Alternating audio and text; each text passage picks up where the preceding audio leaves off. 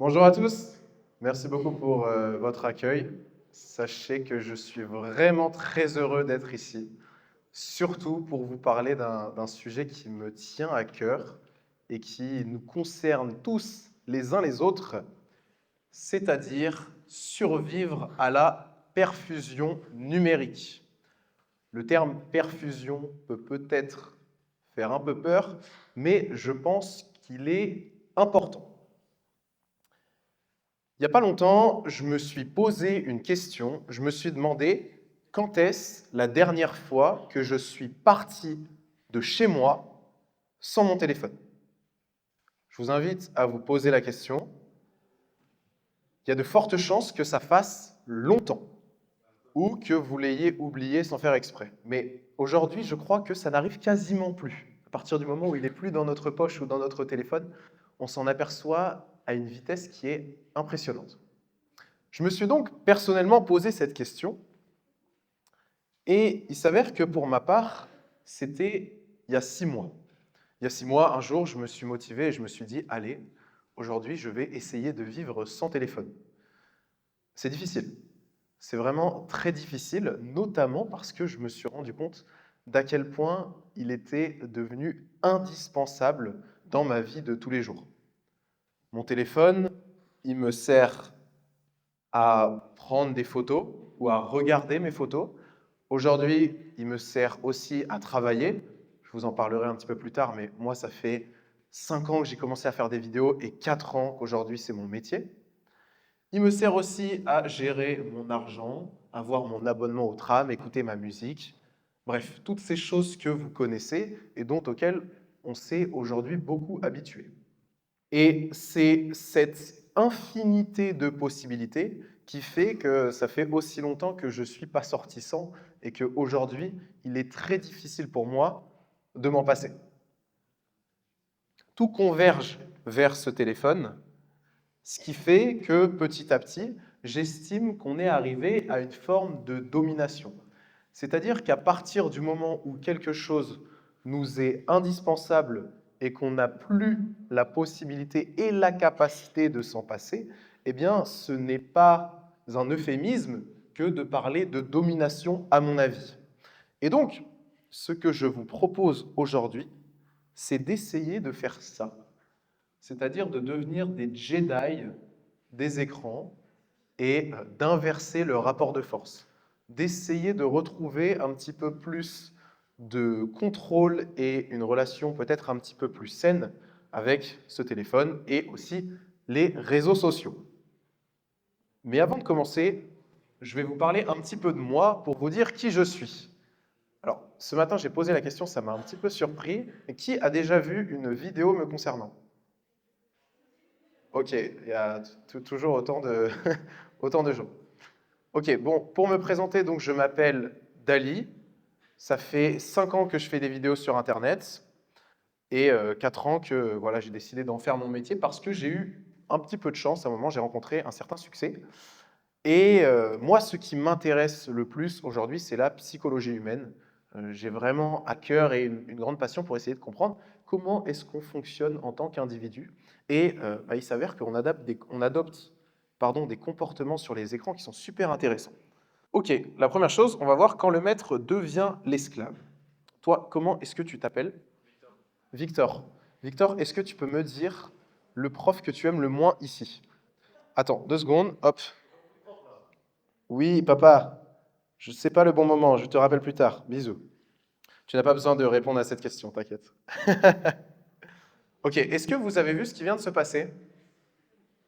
Ce qui vient de se passer, c'est une situation qui nous est devenue complètement banale, c'est-à-dire que je suis en train de discuter avec quelqu'un et mon téléphone, dans ma poche, il va vibrer ou il va sonner et il va donc interrompre ce moment. Ça paraît normal. Pourtant, ce qui est fou, c'est que pour une des premières fois dans l'histoire de l'humanité, ce n'est plus nous qui décidons d'aller vers l'objet, d'aller vers le téléphone, parce qu'on en a envie, mais c'est lui qui a décidé à notre place, ou en tout cas qui l'a fortement incité, d'aller vers lui. C'est-à-dire que petit à petit, on est en train de basculer dans un rapport de force où ce n'est plus nous qui choisissons de l'utiliser, mais c'est lui qui nous choisit. C'est lui qui s'impose à nous. Et ça, c'est assez fou parce qu'il a petit à petit la primauté sur le réel et le moment présent. C'est-à-dire que quand il sonne, il vous dit bah, « moi, je suis plus important de ce que tu es en train de vivre maintenant ». C'est normal aujourd'hui, mais c'est quand même assez fou. Et c'est pour cette raison que je pense qu'on est dans une forme de perfusion numérique. C'est devenu un peu une sorte d'extension de nous-mêmes, ce qui fait qu'on a beaucoup de mal à s'en passer. Et donc la première chose, ici c'est important pour moi de le préciser, je vous présente seulement ce que moi j'ai fait et ce qui aujourd'hui me permet d'entretenir un rapport un petit peu plus sain et équilibré avec ces espaces et avec les réseaux. Surtout quand on est créateur, c'est d'autant plus... il faut être, à mon avis, un petit peu plus intransigeant. Donc, pour faire en sorte que ce ne soit plus le téléphone qui vienne vers moi, mais que ça soit moi qui aille vers lui quand je l'ai décidé, eh bien, j'ai supprimé tout simplement toutes les notifications, à part les messages et le téléphone. Quand on essaye de m'appeler, j'essaye quand même de me rendre disponible, évidemment, mais si vous supprimez une bonne partie des notifications, eh bien, petit à petit, il ne vous appelle plus, et donc vous ressentez de moins en moins l'envie d'aller vers lui. Même si au début, c'est vrai que c'est assez surprenant parce que plein de fois, je me rends compte, même encore aujourd'hui, où je vais sur mon téléphone alors qu'il n'y a aucune raison, quoi. Il n'y a pas spécialement de messages à envoyer ou de choses à faire, mais simplement j'y vais par automatisme. La deuxième chose, c'est le mode avion, ça marche très bien, ou sinon le mode focus. L'objectif de tout ça, c'est surtout donc d'inverser ce rapport de force. C'est-à-dire que vous allez sur le téléphone parce que vous l'avez choisi, et non plus parce qu'il vous appelle en permanence. Et le problème, c'est que c'est un objet qui a tellement d'omniprésence qu'à partir du moment où il sonne pour quelque chose, il va vouloir essayer de vous amener les notifications sur toutes les applis. D'ailleurs, on le voit, dès qu'on installe une application, elle nous propose est-ce que vous voulez les notifications ou pas. Leur objectif, en fait, c'est simple, c'est juste que vous passiez le plus de temps possible sur leur application. Donc, tant que l'objet vous impose sa consommation sans aucun choix conscient, eh bien, vous êtes une forme d'esclave. Le mot est un petit peu fort, mais c'est l'idée. Ok, la deuxième chose dont j'aimerais vous parler, c'est le problème du couteau suisse. Souvent, on dit que le téléphone, il crée des problèmes d'attention.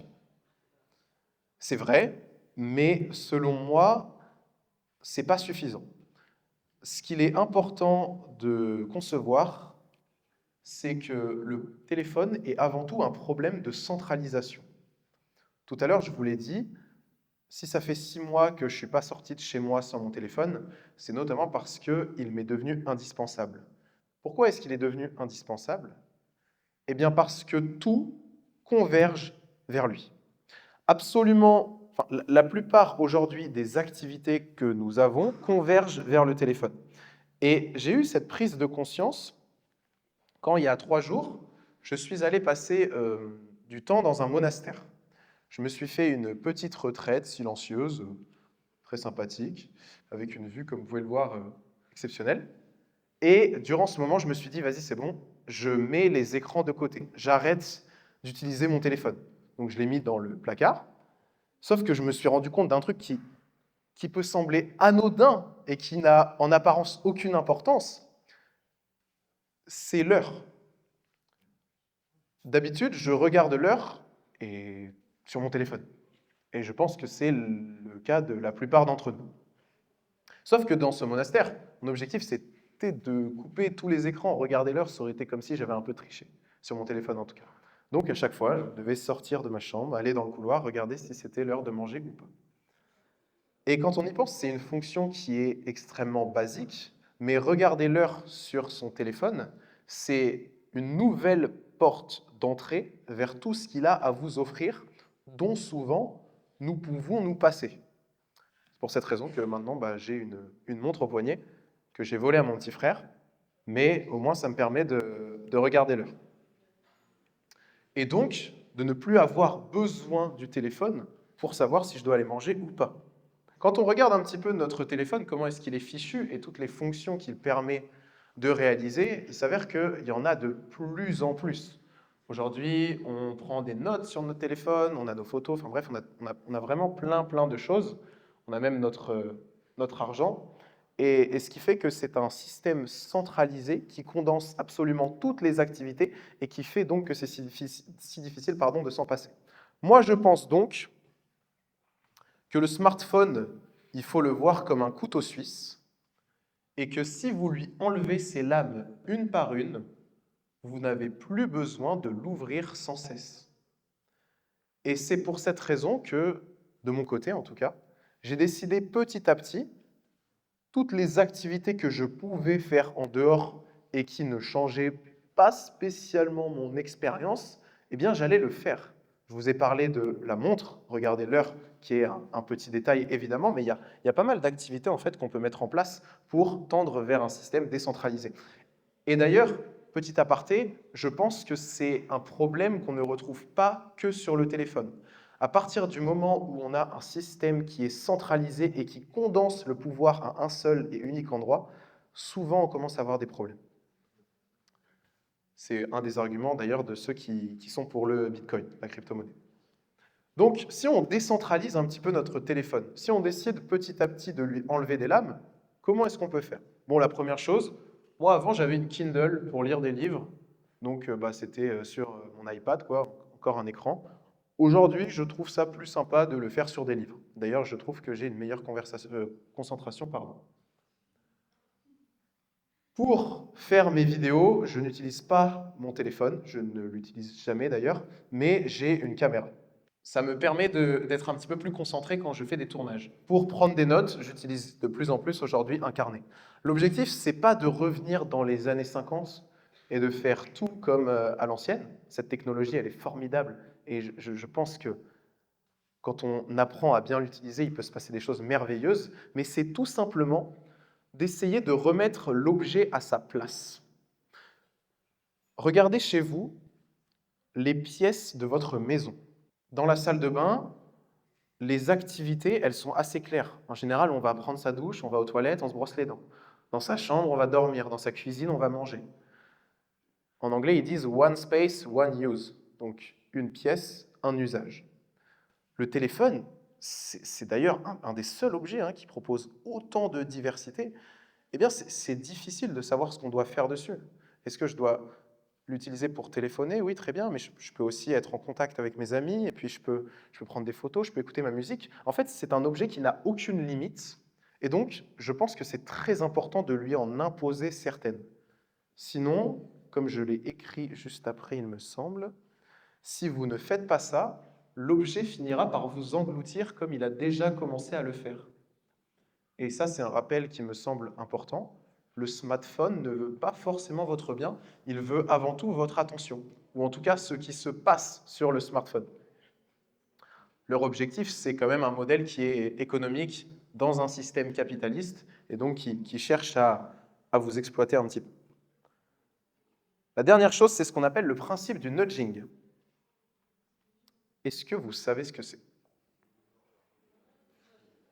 C'est un urinoir. Est-ce que vous savez pourquoi cet urinoir est spécial? Oui? C'est un scientifique qui a mis un sticker de mouche à un endroit précis, et en fait, il s'est aperçu en fait, que les hommes se concentraient tous pour asperger. Asperger, oui, c'est le terme. Il y avait moins de clavicule et des souhaits. Exactement. Pour ceux qui n'ont pas entendu, en fait, c'est une mouche, c'est une fausse mouche, une sorte de stickers, qui fait en sorte que les gens visent beaucoup mieux. Et ça a été fait dans les toilettes de l'aéroport à Amsterdam, et ça a permis de réduire de 80% les projections. C'est quand même assez extraordinaire avec un simple stickers quand on y réfléchit. Et donc ça s'appelle le nudging. Qu'est-ce que le nudging? C'est une méthode douce qui modifie l'environnement afin d'aider les gens à agir différemment. Et ce qui est le plus intéressant, c'est que c'est sans jamais les forcer. C'est-à-dire que les gens qui sont allés aux toilettes, ils ne se sont même pas rendus compte qu'ils se comportaient un peu mieux mais c'est juste que naturellement, ils l'ont fait. Et on a la même chose dans un métro à Londres, je crois, où ils ont installé des notes de piano, et donc les gens prennent un peu moins l'escalator et font plus de sport. Eh bien moi, je pense que le nudging, on peut l'appliquer au téléphone. Là, je vous présente mon fond d'écran, enfin mon écran de bienvenue sur téléphone, qui, qui est assez basique, et en fait, c'est volontaire. La première chose que j'ai fait, c'est que j'ai widget le temps d'écran. Comme ça, dès que j'ouvre mon téléphone, eh bien, je sais aujourd'hui combien de temps j'ai passé dessus. Ça peut paraître un peu bête, mais honnêtement, ça m'aide beaucoup. J'ai mis un fond d'écran noir, mais bon, ça, c'est pas du tout obligé. Je pense que je suis un peu extrême sur les bords. Et ensuite, j'ai les applications essentielles. Comme ça, ça m'évite d'avoir les réseaux sociaux en première page et donc d'aller dessus. Et encore une fois, c'est toujours l'objectif. L'objectif, c'est toujours le même, alors que je ne le voulais pas. C'est quand même fou d'avoir parfois des actions qu'on n'a pas souhaité faire, quoi. Et c'est ce qui fait qu'aujourd'hui, je suis à peu près à 1h30 de temps d'écran depuis 2 ans. Dernière petite fonction de nudging que je trouve sympa, c'est que quand je lève le téléphone, il ne s'allume pas. Ça, c'est un petit paramètre. Vous l'avez dans...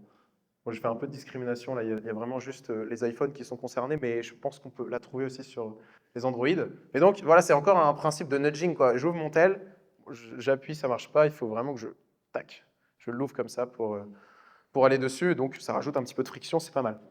Ça, donc, c'est la première partie de ce qui me semble être important, c'est-à-dire utiliser un petit peu moins l'outil. Et de mon expérience personnelle, je me suis rendu compte que ça me faisait beaucoup de bien, en tant que consommateur déjà, parce que, je sais pas, il y a une capacité à se concentrer qui est un peu plus importante, et puis surtout, il y a un bien-être un petit peu plus durable. Le problème souvent des réseaux sociaux, c'est que ça vient aliéner nos désirs, ça veut dire que ça vient les changer. On commence à croire qu'on a besoin de ressembler à ça, ou d'acheter ça, alors que si on n'était pas allé dessus, ça n'aurait pas existé. Maintenant, la deuxième chose que j'aimerais faire avec vous, c'est d'apprendre à utiliser un petit peu mieux ces outils. Et là, je vais vous parler un petit peu de la partie création de contenu.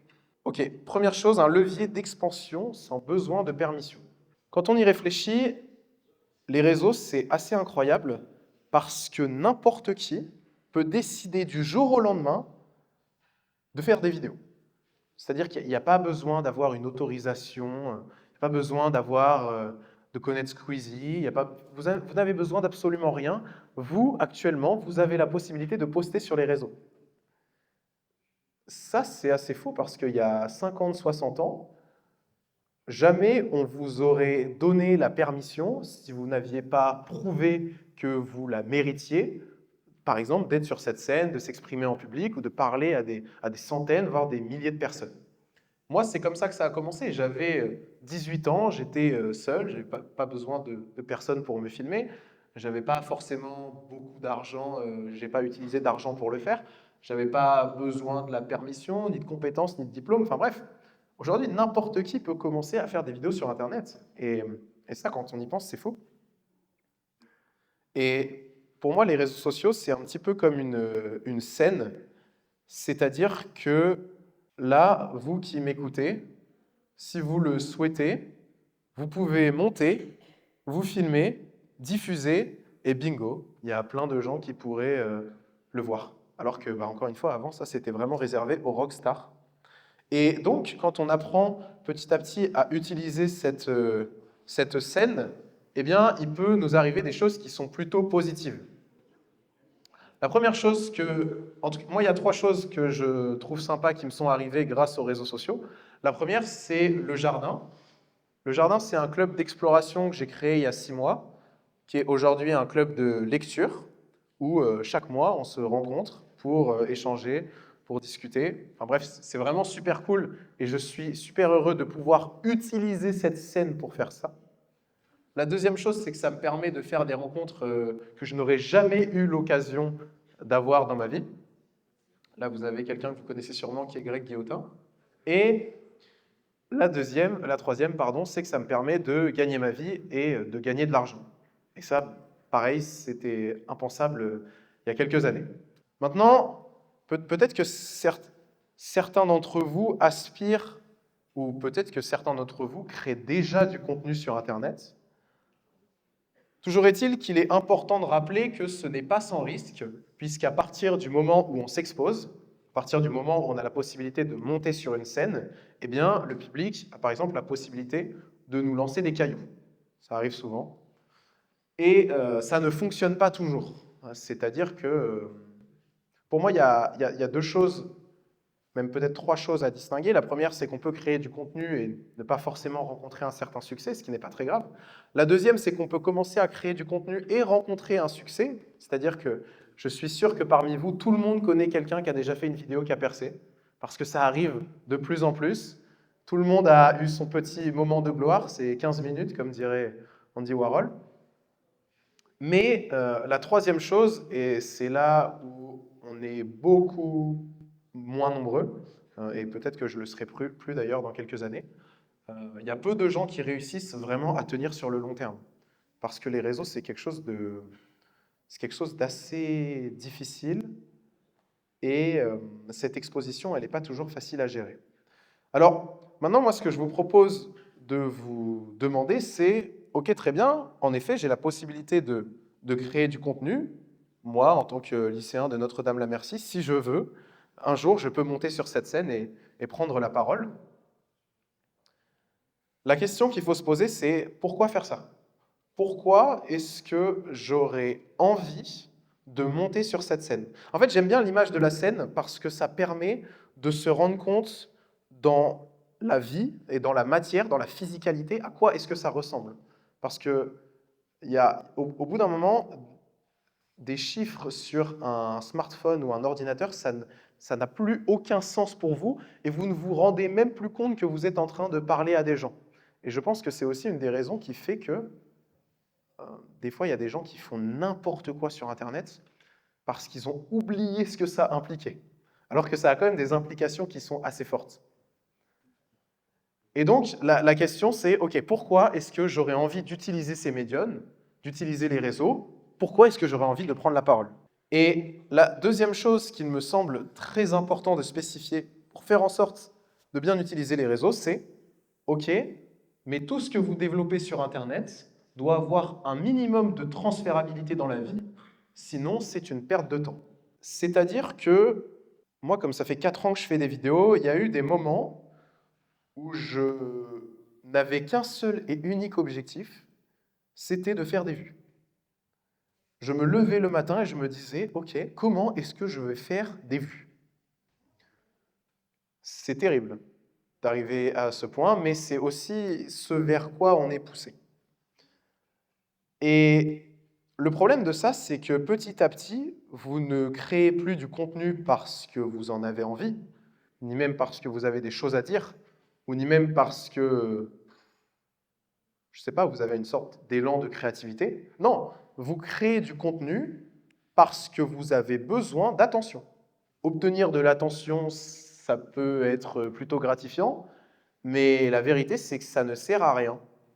Ou en tout cas, ça peut ne pas servir à grand-chose. Et maintenant, ma philosophie vis-à-vis des réseaux sociaux, c'est que, donc, comme je l'ai déjà dit, tout ce que je fais sur Internet doit, au bout d'un moment, m'apporter des choses dans la vie. Je vais prendre l'exemple de mes vidéos YouTube. Aujourd'hui, comment est-ce que je les crée, comment est-ce que je les construis? C'est un processus qui est à peu près en 3 étapes.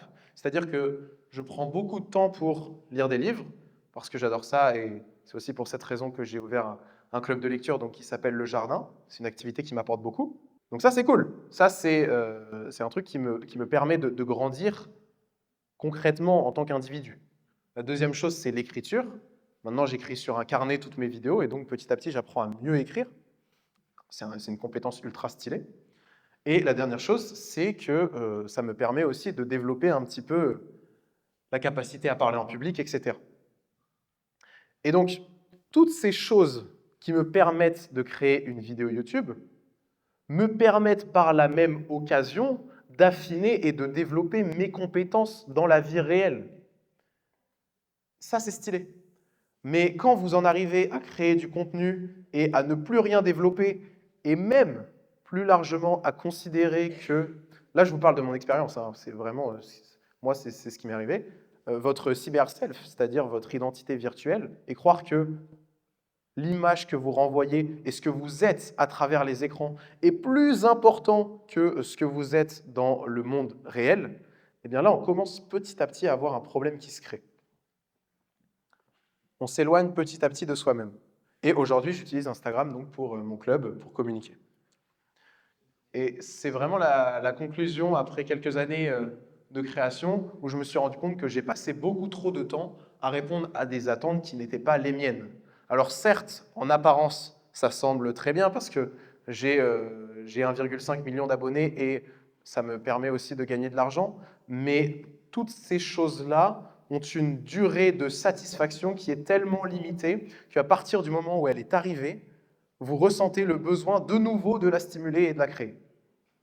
C'est une sorte de roue de laboratoire dans laquelle on court. Et je vais vous laisser sur ce dernier mot de la fin, qui n'avait qu'un seul et unique objectif, c'était de remettre de la conscience là où elle a disparu.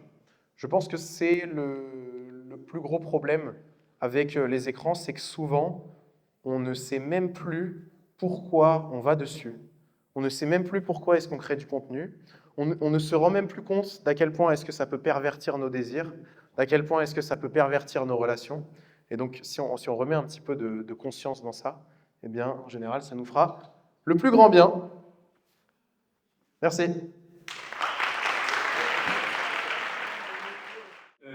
C'est quoi la vidéo qui vous a fait percer, qui vous a fait vous dire que là, vous pouvez réussir en fait, et que là, c'était ce que vous vouliez faire? En fait, il n'y a pas vraiment de vidéo qui m'ait fait percer. C'est plutôt qu'il y en a certaines qui ont beaucoup mieux marché que d'autres, et donc qui ont accéléré un petit peu la croissance. Mais je ne pense pas qu'on devienne créateur du jour au lendemain. On peut le devenir aux yeux des autres et aux yeux du public, parce que d'un coup, il y a une vidéo qui vous fait gagner 50 000 abonnés, mais en réalité, c'est plutôt un cumul de vidéos, et je pense que devenir créateur, c'est tout un chemin qu'il faut prendre le temps de monter petit à petit. Et d'ailleurs, c'est pour cette raison que je ne recommande à personne de percer du jour au lendemain, parce que peut-être que vous allez arriver à un niveau tel que vous allez... en fait, c'est comme si oui, vous gravez des échelons et donc vous n'êtes pas vraiment armé pour ce qui vous attend. Mais donc, ouais, il n'y a pas vraiment de vidéo qui m'ait fait percer, c'est plus... et je pense que ça permet de mieux venir voir les choses aussi. Quand les chiffres grossissent petit à petit, eh bien, c'est beaucoup plus simple. D'ailleurs, j'ai eu exactement la même chose au niveau financier. Un jour, j'ai monté une entreprise et ça a super bien marché d'un coup, mais ça a tellement bien marché que moi, j'étais pas prêt et donc que j'ai pas vraiment réussi à faire tenir cette boîte. Est-ce que, est-ce que l'école, ça vous a aidé à avancer dans votre milieu? Alors, question difficile parce que là, j'ai repris l'école cette année. Je fais des études à la fac. Mais pendant 5 ans, j'ai arrêté. Et donc, quand je suis devenu créateur, je n'étais plus à l'école. Après, qu'est-ce que l'école m'a apporté sur... La question, c'est sur les réseaux sociaux, sur ma consommation. Eh bien, c'est difficile à dire, honnêtement. En tout cas, ce que je me suis rendu compte, c'est que quand je n'étais plus à l'école, eh bien, j'étais un peu plus perméable à ce qui se faisait sur les réseaux. C'est-à-dire que je pense que l'école, surtout quand on est jeune, c'est un socle qui est extrêmement important parce que c'est lui qui vous permet de garder un pied dans le monde réel, de garder un pied constamment en compagnie des autres et de ses camarades et de pouvoir faire cet aller-retour, ça vaut pour l'école, mais tous les espaces qui mettent en relation les humains, ça permet de faire un retour avec ces écrans. Parce que des fois, et moi je pense que c'est peut-être le problème au début, c'est que j'étais tellement plus à l'école, j'avais tellement changé d'environnement, qu'il n'y avait plus le « ah j'ai vu ça sur les réseaux, donc c'est vrai, je vais le faire ». Et des fois, l'école, ça permet de garder un peu un esprit de recul de « ok, toi aussi tu as vu ça sur les réseaux, qu'est-ce que tu en penses? Est-ce que tu as envie de faire ça ou pas ?» Et donc, c'est plus qu'est-ce que ne m'a pas apporté l'école. Elle m'a coupé un petit peu de ce retour à la réalité, ce qui m'a d'un côté été bénéfique parce qu'il y a une forme d'émancipation, mais ça a été aussi des fois un peu trop violent. Comment tu as fait quand tu as reçu tes premiers cachets? Alors, comment est-ce que j'ai géré l'argent? Comment est-ce que c'est quoi ma philosophie par rapport à ça? Déjà, quand j'ai gagné de l'argent avec ça, j'ai sauté au plafond. Vraiment, parce que au début, j'ai fait des vidéos pendant 1 an et je n'ai gagné absolument aucun euro, alors que j'y mettais vraiment beaucoup de travail et beaucoup de cœur, mais je ne gagnais pas d'argent. Et je me souviens, la première collaboration, c'était une vidéo en échange de 100 euros. Et déjà, je me disais, waouh, c'est extraordinaire en fait. Et donc, l'argent, au départ, c'est vrai que je l'ai principalement réinvesti. J'ai acheté du matos vidéo, il me semble. Donc, une caméra, une deuxième. J'ai commencé à travailler petit à petit avec des gens, ce qui est encore le cas aujourd'hui, où j'ai une monteuse avec qui je travaille régulièrement, ainsi qu'un graphiste. Parce que créer des vidéos, en fait, c'est vraiment beaucoup de travail, surtout la partie montage. Donc oui, j'ai réinvesti un petit peu avec des gens autour de moi. Et sinon, au niveau de l'instabilité, je pense que la sécurité est très souvent une illusion. C'est-à-dire que n'importe quelle discipline ou n'importe quel métier est sujet à une forme d'incertitude, à une forme de volatilité. Et ça l'est d'autant plus sur les réseaux parce que on est dépendant d'un algorithme. C'est l'algorithme qui va choisir si oui ou non ma vidéo va être vue. Et donc oui, parfois c'est vrai que c'est un peu effrayant et tous les mois je ne gagne pas du tout la même somme d'argent. Mais c'est pour cette raison que là aujourd'hui je tends vers un modèle qui se dissocie. C'est-à-dire qu'aujourd'hui je n'ai plus vraiment envie de gagner de l'argent avec les réseaux, mais j'ai envie de gagner de l'argent avec un projet à côté, par exemple mon club de lecture, pour faire en sorte de pouvoir créer des vidéos, non pas parce que j'ai besoin de gagner de l'argent, mais parce que j'en ai envie et j'ai quelque chose à dire. Et sinon, au niveau des investissements, oui, j'ai fait quelques trucs pour être un peu plus tranquille. Donc, bonjour, j'ai une question. J'ai vu une fois une vidéo, enfin un concept que vous avez fait, qui était de SDF à millionnaire. Et j'ai jamais eu la suite. Ok, c'est génial parce que c'est un exemple typique de gars qui n'est plus à l'école et qui perd complètement les pieds sur terre. Donc, le concept de la vidéo, c'était SDF to millionnaire. Avec un ami, on s'est dit, on repart de zéro, c'est-à-dire qu'on a juste... À la base, le concept est vraiment cool. On part de zéro, on a juste un sac à dos, un téléphone dans la poche, et c'est tout. On n'a rien, quoi. C'est un peu comme si vous arrivez sur Fortnite et vous n'avez pas de stuff. Enfin, c'est exactement la même chose. Le but, c'était de repartir dans la vie sans stuff. Et de réussir à gagner 1 million d'euros en 3 mois. Voilà, j'étais un peu dans les étoiles à ce moment-là, mais je me suis dit, c'est marrant, et puis ça fait un bon titre quand même. Parce que SDF to millionnaire, ça claque. Et puis ils ont fait pareil aux US, donc je m'étais dit bref. Et donc on a fait ça avec cet ami pendant, il y a eu des changements, mais pendant 50 jours. On a réussi à gagner pas mal d'argent quand même, c'était cool, mais bon, bien loin du million. Et au bout d'un moment, je me suis rendu compte que c'était un peu n'importe quoi de croire que j'allais gagner 1 million en 3 mois. Et c'est surtout que j'essayais de gagner de l'argent d'une manière qui ne me satisfaisait pas du tout. Et donc, j'ai décidé d'arrêter ce projet au bout de 51 jours. Et quand même de verser plus de 5 000 euros au Resto du Cœur, ce qui est plutôt pas mal. Et si j'avais à refaire ce projet, je ferais exactement la même chose, mais l'objectif, ça ne serait pas de devenir millionnaire, ça serait juste de monter un projet en physique et de faire quelque chose de sympa, que ce soit essayer de monter un resto, un café, une bibliothèque, un club de lecture, peu importe. Là, je pense que ça peut être vraiment fun et c'est quand même des aventures sur lesquelles je me suis vraiment bien amusé. Et par rapport à ça, est-ce qu'il y a plein de vidéos que vous regrettez ou pas? C'est une bonne question. En fait, il y a plein de vidéos que j'ai fait a posteriori que je regrette, mais que je ne supprimerai jamais. Pour la simple et bonne raison que je pense que c'est totalement normal de se regarder en arrière avec un petit peu d'amusement et de se dire mais comment est-ce que j'ai pu être aussi bête? Comment est-ce que j'ai pu faire des trucs pareils? Tout à l'heure, je suis tombé sur une photo de moi au lycée où je me suis dit comment je pouvais m'habiller comme ça avant. Peut-être que ça vous arrivera aussi. Mais pour autant, je crois que c'est très important d'assumer tout ce qu'on a fait, de ne pas le supprimer parce que ça fait partie de la vie et parce que toutes ces étapes, elles m'ont permis de grandir. Mais oui, évidemment, aujourd'hui, je referai différemment. Mais pour autant, je ne parlerai pas de regret parce qu'on ne... En fait, je ne crois pas trop à la notion de regret. Je pense pas que ça soit... Sinon, ça, en général, on n'agit pas beaucoup, quoi. Qui est le créateur de contenu de rencontrer qui est important aujourd'hui, c'est-à-dire qui a vraiment été élu, ton mentor, et qui a évolué dans la bonne direction. Alors en deuxième, c'est le compte Instagram de Jean-Michel, évidemment. Parce qu'il est assez actif, il faut le savoir. Et en premier, je dirais que c'est quelqu'un qui habite à Montpellier. Vous connaissez peut-être pas, mais il est sur YouTube et il s'appelle Le Dolmen. C'est quelqu'un qui fait des vidéos de philosophie, avec qui maintenant je suis ami.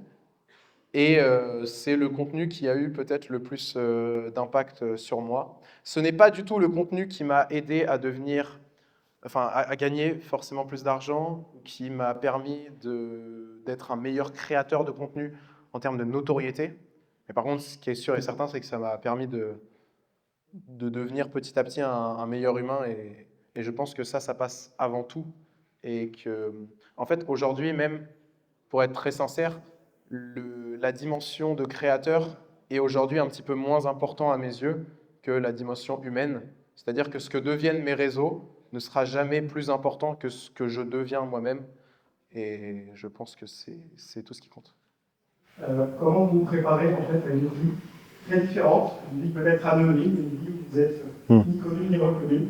C'est vrai que quand on a connu une forme de... Quand on a connu l'extraordinaire, quand on a connu une vie assez rapide, ou comme si tout d'un coup on avait escaladé tous les échelons, eh bien on commence petit à petit à se convaincre que nous sommes quelqu'un d'extraordinaire. Et donc, on estime, par exemple, qu'il y a certaines choses qu'on ne devrait plus faire, ou qu'il y a une certaine normalité qui n'est plus faite pour nous. Et moi, c'est vrai que je suis tombé un petit peu dans ça à un moment.